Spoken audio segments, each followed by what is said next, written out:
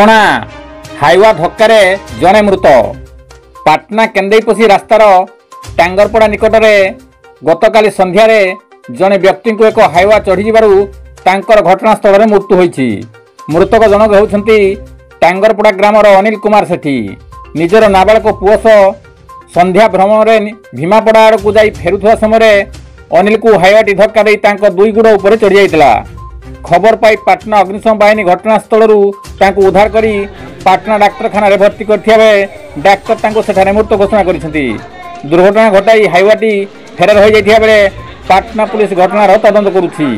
गोविंद राउत का report, KD news Odia.